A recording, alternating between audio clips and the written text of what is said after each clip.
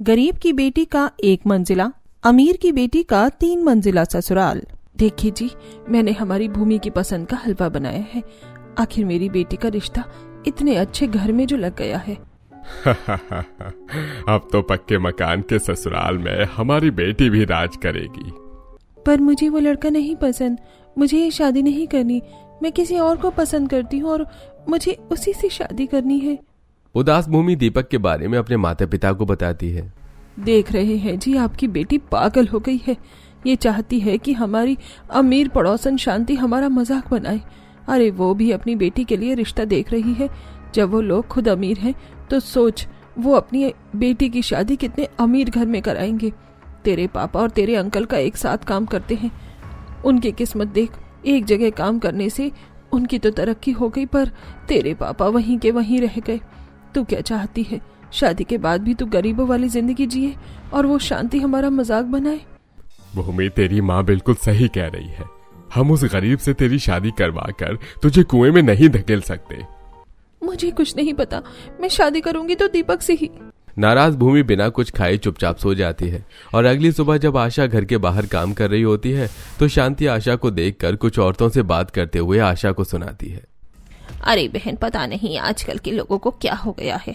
अपनी हैसियत देखते नहीं और बेटी के लिए अमीर घर का रिश्ता देखने लगते हैं।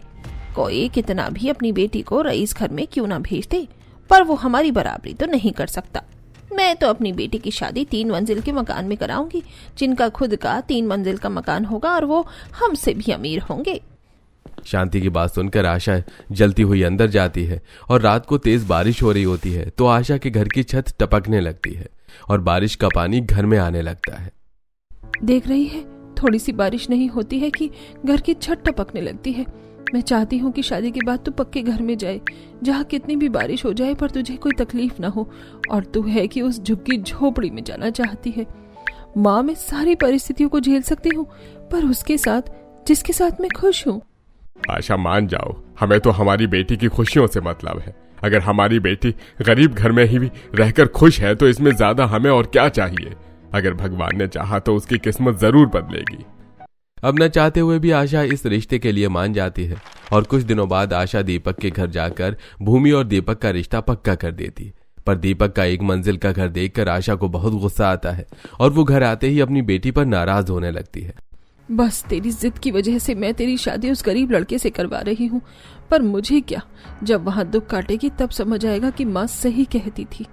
नाराज आशा जब अपनी बेटी को सुना रही होती है तभी वहां मिठाई लेकर शांति आती है और उसकी बातें सुनकर हंसते हुए बोलती है। अरे मैं तो मिठाई देने आई थी और ये बताने के लिए आई थी कि मेरी बेटी का रिश्ता लग गया है और लड़के का खुद का 3 मंजिला मकान है। मेरी बेटी तो राज करेगी ससुराल में। पर ये क्या, तुम्हारी बेटी ने अपने लिए खुद गरीब लड़का पसंद कर लिया। पर जो भी कहो, तुम्हारी बेटी है तो समझदार। उसे भी पता था कि उसकी हैसियत क्या है। मिठाई के साथ शांति ताने देकर वहां से चली जाती है और एक बार फिर आशा भूमि पर नाराज होती है। मिल गई तेरे कलेजे को ठंडक, करवा दी मेरी बेइज्जती। वो अमीर और उसकी बेटी का ससुराल भी अमीर। उसकी 10वीं फेल बेटी 3 मंजिले मकान में राज करेगी और तू शादी के बाद भी अपने 1 मंजिले घर में जिंदगी गुजारेगी।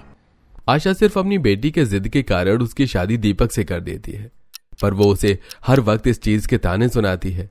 समय गुजरता है और बहुत जल्द भूमि की शादी दीपक से हो जाती है तो वहीं शांति भी अपनी बेटी निशा की शादी अतुल से करवा देती है। और शादी के कुछ दिनों बाद, अरे शांति बहन, इतनी सुबह सुबह हाथों में इतना सारा सामान लेकर कहाँ जा रही हो, घर में ताला लगाकर?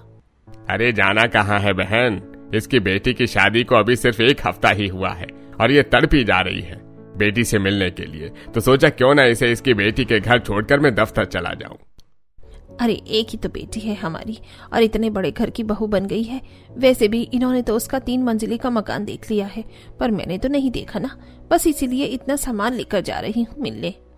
अच्छी बात है कि तुम्हारी बेटी की शादी इतने अच्छे घर में हुई। वैसे आशा बहन, तुम्हारी भूमि कैसी है अपने ससुराल में? बहन, अगर कुछ खराब भी होगा तो आशा बहन थोड़ी ना बताने वाली है। और भला गरीब की बेटी गरीब घर में जाकर कैसे खुश रहेगी। शांति के ताने सुनकर आशा गुस्से में अपने घर जाती है तो वहीं शांति भी अपने पति के साथ अपनी बेटी से मिलने निकल जाती है। इसी तरह कुछ दिन बीत जाते हैं और एक दिन तेज बारिश हो रही होती है। तेज बारिश को देखकर आशा को अपनी बेटी की फिक्र होने लगती है। कितनी तेज बारिश हो रही है। हमारी बेटी का घर तो 1 मंजिल का ही है, कहीं वहां भी इस बारिश की वजह से परेशानी न हो रही हो। अगर उसने मेरी बात सुन ली होती तो आज वो भी निशा की तरह अपने 3 मंजिले मकान में ऐश कर रही होती। सुनिए जी, एक बार अपनी बेटी के ससुराल होकर आते हैं। हाँ आशा, क्यों नहीं, वैसे भी उसके ससुराल वाले बहुत अच्छे हैं। आशा खुद को रोक नहीं पाती और बारिश में ही अपने पति के साथ कुछ मिठाइयां लेकर अपनी बेटी के ससुराल जाती है। बाहर तेज बारिश हो रही थी, इसलिए छाता होने के बाद भी वो थोड़े गीले हो जाते हैं। अब जैसे ही शोभा काजल घर के बाहर आशा और विनोद को देखते हैं, वो जल्दी उन्हें घर में ले जाते हैं। बहन, कितनी तेज बारिश हो रही है, आप लोग पूरे भीग गए हैं। आप कपड़े बदल लीजिए। काजल, तू चाय बना दे। पर माँ, रसोई की छत टपक रही है, पूरी रसोई में पानी भरा हुआ है। पर कोई बात नहीं, मैं पड़ोस के घर से चाय बना कर ले आती हूँ। आप अपनी बेटी से बात कीजिए, मैं दीपक को फोन करके घर बुलाती हूँ। और जब तक बारिश नहीं रुक जाती, आप लोग को कहीं जाने की जरूरत नहीं है। गरीब होने के बाद भी भूमि के ससुराल वाले आशा और विनोद की अच्छे से खातिरदारी करते हैं। वो उन्हें उस कमरे में बिठाते हैं जिस कमरे की छत नहीं टपकती, और काजल पड़ोसी के घर से चाय बनाकर लाती है। कुछ ही देर में दीपक भी घर आते हुए अपने सास ससुर के लिए कुछ खाने को लाता है। ये सब देखकर विनोद को तो काफी अच्छा लगता है, पर आशा अपनी बेटी के कान भरती है। और कर ले अपनी मनमानी।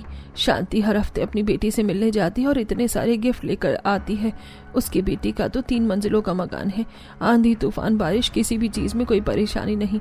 और एक तुझे देख, तू हमें चाय पानी के अलावा और क्या दे सकती है। ऊपर से बारिश में पूरे घर की छत टपक रही है, बस इस कमरे को छोड़कर। आशा, क्यों ऐसी बातें कर रही हो? अब जो हो गया उसे जाने दो। शायद हमारी बेटी की किस्मत में यही लिखा था। अरे ऐसे कैसे जाने दूं? मैं जब भी शांति के मुंह से निशा की तारीफ सुनती हूँ तो मेरा कलेजा छलनी हो जाता है। और कर अपनी मनमानी। अगर मेरी बात सुनी होती तो आज तू भी 3 मंजिले मकान में राज कर रही होती, ना कि ऐसे गरीब घर में बारिश में स्ट्रगल कर रही होती। माँ, मायके में कौन सा मुझे सुख मिला जो आप मुझे इतना ताने दे रही हो? मैं जैसी भी हूँ यहाँ खुश हूँ। मेरे ससुराल वाले अमीर नहीं, पर मुझसे बहुत प्यार करते हैं। भूमि की बात सुनकर आशा तिलमिलाती वहां से निकलने लगती है। अरे बहन, बाहर बारिश हो रही है, आप लोग अचानक से कहाँ जा रहे हैं? सब ठीक तो है? हाँ सब ठीक है, पर अब मेरा यहाँ और रुकने का मन नहीं। तुम्हारे घर की छत टपक रही है, तुम्हारी रसोई में बारिश का पानी के साथ बरसाती कीड़े आ चुके हैं, मैंने खुद देखा है। इसलिए पहले अपना घर संभालो, फिर घर आए मेहमानों की खातिरदारी करना। नाराज आशा अपने पति के साथ घर आती है, जहां वो देखती है कि आदमी मोहल्ले में खड़ी होकर शांति अपनी बेटी और उसके ससुराल वालों के गुण गा रही थी। खुशबू बहन, अब तुम्हें क्या बताऊं, मैं अपनी बेटी की सास ननंद सब कितने अच्छे हैं। बारिश हो रही थी इसलिए वो लोग मेरे लिए रेनकोट ले आए। अब बताओ, इस उम्र में मैं रेनकोट पहनूंगी? भाई ससुराल हो तो तुम्हारी बेटी जैसा, वरना अभी के समय में कौन ससुराल वाले बार बार अपनी बहू के मायके वालों को आने देते हैं और जाते हुए इतने सारे तोहफे देते हैं। वही तो बहन, देखो खाने की भी कितनी सारी चीज दे रखी है। मेरे घर में तो बच्चे भी नहीं है, ये तुम रख लो, अपने बच्चों को दे देना। अरे आशा, आ गई तुम? मैंने सुना है कि तुम भी अपनी बेटी से मिलने के लिए गई थी, पर ये क्या, तुम तो खाली हाथ आई हो? तुम्हारी बेटी के ससुराल वालों ने खातिरदारी नहीं की, या उनकी इतनी भी हैसियत नहीं कि तुम्हें कुछ देकर भेज सके? आशा और विनोद शांति की किसी भी बात का जवाब नहीं देते और घर में चले जाते हैं। इसी तरह कुछ दिन बीत जाते हैं और एक दिन जब आशा बाजार में सब्जी ले रही होती है तो वहीं शांति फल ले रही होती है। भैया 2 पैसे ज्यादा ले लो, पर अच्छे फल दो। ये फल मैं अपनी बेटी के ससुराल लेकर जाऊंगी। 3 मंजिल का मकान है मेरी बेटी का, वहाँ मेरी बहुत खातिरदारी होती है, इसलिए मैं नहीं चाहती कि खराब सामान ले जाकर अपनी बेइज्जती करवाऊं। हाँ बहन, पूरा गांव जानता है कि तुमने अपनी बेटी की शादी अपने से भी अमीर घर में करी है। वे सारे फल बिल्कुल ताजा हैं, आराम से ले लो। कितना इतराती है ये, पर अब मैं भी कुछ भी करके भूमि की दूसरी शादी 3 मंजिले मकान में करवाकर इसकी हेकड़ी निकाल कर ही रहूंगी। शांति को देखकर आशा फिर से अपनी बेटी के घर जाती है और उसके जाते ही भूमि के ससुराल वाले उसके खाने पीने का अच्छा इंतजाम करते हैं। भूमि बता रही थी आपको बादाम वाला दूध और आलू के पराठे बहुत पसंद है। बुरा मत मानना, पर तुम्हारी इतनी तो हैसियत नहीं कि तुम मुझे बादाम वाला दूध दे सको। हो ना हो जरूर तुमने कर्ज लिया होगा और वो कर्ज मेरा दामाद चुकाएगा। ऐसे में भला कैसे मेरी बेटी अमीर होगी? मुझे तो लगता है कि तुम लोग चाहते ही नहीं कि मेरी बेटी दामाद कुछ कर सके। आशा की बात शोभा को काफी बुरी लगती है और वो चुपचाप वहां से चली जाती है, जिसके बाद आशा अपनी बेटी के कान भरने लगती है। देख रही है इन गरीब लोग को, कैसे कर्ज लेकर मेरी खातिरदारी कर रहे हैं। तेरा पति सारी उम्र उनके कर्ज को चुकाता रह जाएगा। अब भी मौका है, मान ले मेरी बात। माँ, आज तक खुद तो बादाम वाला दूध पी नहीं पाई, पर जब मेरे ससुराल वाले दे रहे हैं तो तुमसे वो इज्जत भी रास नहीं आ रही। माँ, तुम समझती क्यों नहीं? मैं यहाँ बहुत खुश हूँ। खुश है ना तो पड़ी रहे ही। आशा नाराज वहां से चली जाती है और भूमि से बात बंद कर देती है। समय गुजरता है और एक दिन भूमि दीपक से पैसे मांगती है। भूमि, बस 1 महीना और दे दो, अगले महीने तुम अपने लिए नए कपड़े ले लेना। इस महीने बिल्कुल भी पैसे नहीं बचे। मेरे लिए कभी पैसे होते भी हैं? भैया, भाभी तो आपके लिए बहुत कुछ करती हैं, फिर भी आप ऐसी बातें कर रही हो। तुम हमारे पति पत्नी के बीच में ना ही बोलो तो अच्छा होगा। गुजरते समय के साथ अब भूमि भी अपने ससुराल वालों से परेशान होने लगती है और फोन करके छोटी छोटी बातें अपनी माँ को बताती है। तो वहीं गुजरते समय के साथ हर हफ्ते शांति अपनी बेटी से मिलने जाती है। अरे अरे, बिना पूछे तुम ऊपर कहाँ चली जा रही हो? घर में किसी को देखा नहीं तो सीढ़ियाँ चढ़ने लगी? ऐसा नहीं है समधन जी, मेरी बेटी 3rd फ्लोर पर रहती है, इसीलिए 3rd फ्लोर पर सीधा जा रही थी। शादी को 4 महीने हो गए हैं, पिछले 3 महीने से अपनी बेटी से नहीं मिली हूँ। हाँ, तो जैसे आई हो वैसे ही चली जाओ। भूला नहीं हूँ मैं कि आप किस तरह की औरत हैं। शादी के 1 हफ्ते बाद ही कैसे अपनी बेटी के कान भर रही थी आप, याद है कुछ? अतुल की आवाज सुनकर शांति को समय पीछे जाती है, जहां वो अपनी बेटी के साथ उसके 3 मंजिल का घर देख रही होती है। माँ, मैं तुम्हें नीचे से अपना घर दिखाना शुरू करती हूँ। ये हमारा 1st फ्लोर है, इस पर सिर्फ हॉल और ड्राइंग रूम है। आप चलो 2nd फ्लोर पर। निशा अच्छे से अपनी माँ को 1st फ्लोर घुमाकर सीढ़ी चढ़ती हुई 2nd फ्लोर जाती है। अरे बेटा, और कितनी सीढ़ी चढ़नी होगी, मैं तो थक गई। माँ, मेरा और ननद जी का और माँ जी का कमरा तो 3rd फ्लोर पर है। 2nd फ्लोर पर तो हमने रसोई या नौकरों के लिए कमरा बनवा रखा है। अब चलो। हे भगवान, तो थक जाती होगी 3rd फ्लोर पर चढ़कर। अब बस जल्दी से अपने कमरे में ले चल बेटा।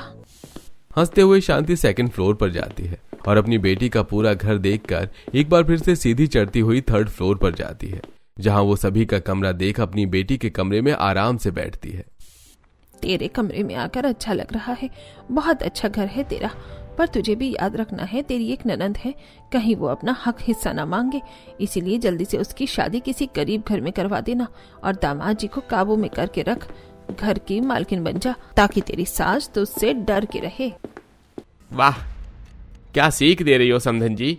एक तो आपने हमसे झूठे वादे किए, कहा सोना दोगे, गाड़ी देंगे, पर सोने के नाम पर चांदी के गहनों पर सोने की पॉलिश करवा कर दे दी, और गाड़ी तो नजर भी नहीं आ रही, ऊपर से बारातियों को स्वागत नहीं किया। वो सब तो छोड़ो, आपने हमसे ये तक झूठ कहा कि आपकी बेटी को घर के सारे काम आते हैं, पर इसे तो मैगी तक बनाना नहीं आता, और आपकी बेटी 10वीं फेल है, ये बात भी छुपाई, पर फिर भी हमने कुछ नहीं बोला। पर अब आप हमारा घर तोड़ना चाहती हैं।